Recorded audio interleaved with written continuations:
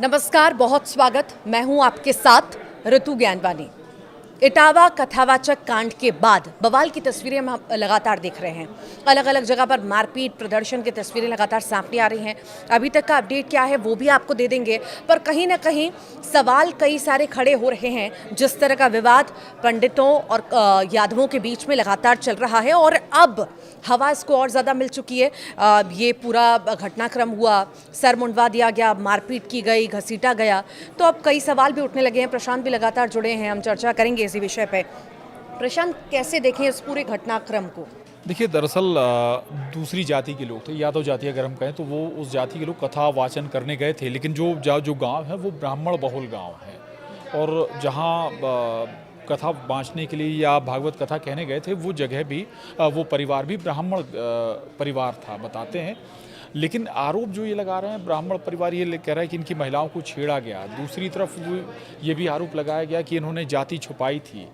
ऐसे कई आरोप उस परिवार के जरिए लगाए गए। लेकिन एक बड़ा सवाल इसके पीछे ये उठता है, और वो सवाल दो तीन बातें। एक तो ये कि ब्राह्मण भगवत गीता में कहा गया है कि ब्राह्मण आप ब्राह्मण कुल में पैदा हो सकते हैं आप, लेकिन ब्राह्मण तो आपके अंदर वो गुण होने चाहिए, वो क्षमताएं होनी चाहिए, वो ज्ञान होना चाहिए, तब आप ब्राह्मणत्व को आप पाते हैं।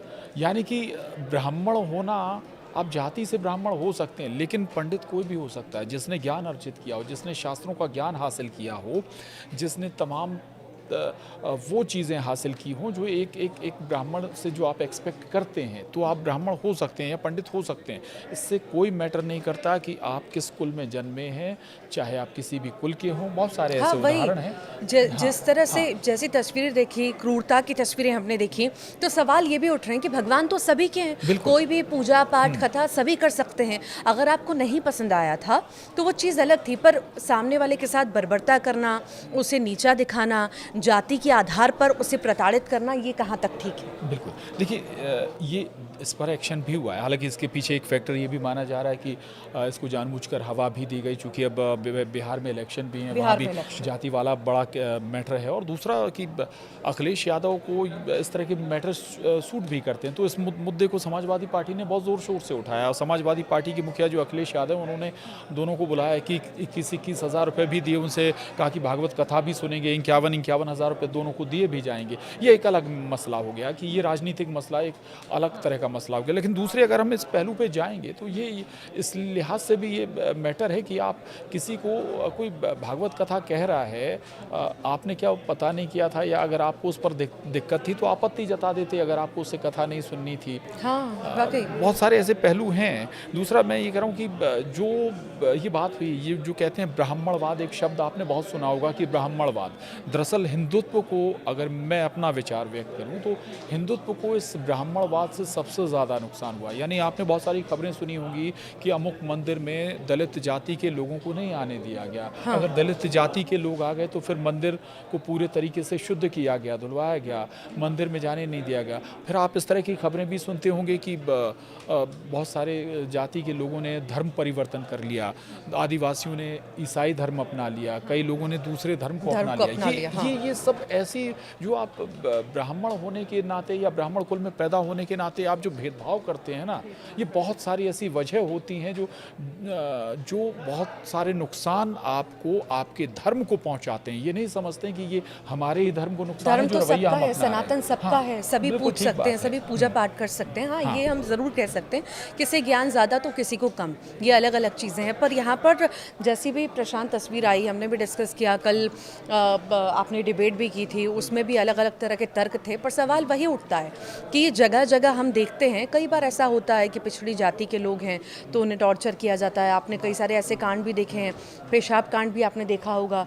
फिर उसके बाद सवाल यही उठते हैं कि आखिर नीची जाति वाले को इतना नीचे क्यों किया जा रहा है? सबके भगवान है, धर्म सबका है, सनातन सबका है, एक तरफ आप एकजुटता नहीं दिखेगी। आप ऐसे अलग अलग होंगे तो कैसे चलेगा? एक देश अगर मिलके चलना है तो कहीं ना कहीं आपको एक दूसरे को सपोर्ट करके चलना होगा। एक तरफ आप कहते हैं कि सनातन एक है, हिंदुत्व हाँ, एक है, हर वाकई। व्यक्ति एक है, फिर आप ये भेदभाव करते हैं तब दिक्कत होती है। दूसरा ये कि अगर हर व्यक्ति भागवत कथा सुन सकता है तो हर व्यक्ति भागवत कथा क्यों नहीं कह सकता, क्यों नहीं सकता है, सुना क्यों नहीं सकता है। ये जो बात यही है ना कि हाँ, मैं फिर कहूँगा कि आप शहरी क्षेत्रों में चले जाएं, ऋतु, शहरी क्षेत्रों में लगभग स्थिति सामान्य है, लगभग अब मुझे नहीं लगता कि शायद हम आपके कल्चर में कोई एक दूसरे में बहुत ज़्यादा भेद पिछड़े करता इलाकों है। में ये सब ज़्यादा है। इंटीरियर्स इलाके या जो ग्रामीण क्षेत्र है, ग्रामीण अभी भी ये चीज़ है, वहाँ पे ये फीलिंग्स हैं कि ये इस अमुक जाति का, ये अमुक जाति का। एक दौर था, ये भी दौर था कि जो दलित जाति के लोग होते थे वो ऊंची जातियों को दूर से ही पैर उनके छूते थे, नज़दीक से उनके पैर भी नहीं छू सकते थे। पैर छूने का सोचिए, imagine करिए, आप सोचिए। उनके हाँ, सामने से चप्पल हाँ, पहन के नहीं निकल हाँ। सकते हैं, गाड़ी पे बैठ के नहीं निकल सकते हैं। हालांकि वो दौर आज दौर शायद पीछे बदला चला है, गया, बहुत दौर बदला बदल गया है, है। कहीं कहीं लेकिन- होगा भी हाँ। ऐसा, पर बदलाव हम देख रहे हैं। अभी भी बदलाव हाँ, की बदलाव दरकार की है, जरूरत लेकिन है। अभी भी हमारे विचार में, हमारी सोच में, उस दकियानूसी चीज़ में, या फिर जो कहें वर्ण व्यवस्था जिसको कहते हैं, मनुवादी सोच जिसको कहा जाता है। भाई वर्ण व्यवस्था की किस तरह की व्यवस्था की गई थी? काम के हिसाब से व्यवस्था की गई थी। जब आपके फेवर की बात होती है तो आप कहते हैं कि काम के हिसाब से आपको वर्ण ये व्यवस्था लगता है है। हाँ। प्रशांत की बाकी चीज़ों को लेकर के जैसे जागरूकता फैलाई जाती है अलग अलग गांव में जाके, इसको भी लेकर के बहुत ज़रूरी है कि आपस में मार कुटाई या भेदभाव ना रहे और सब मिलजुल कर रहे? बिल्कुल अवेयरनेस की दरकार है, लोगों को समझाने की दरकार है कि भाई इंसानियत पहले है, इंसानियत ज्ञान पहले है। भाई अगर ज्ञान किसी ने हासिल कर लिया तो वो उस सब्जेक्ट का, उस विषय का, चाहे जिसने तो शास्त्र हो ज्ञान या प्राप्त हाँ, किया है वो तो और सभ्य होगा। हाँ, सभ्य होगा और सभ्य होगा।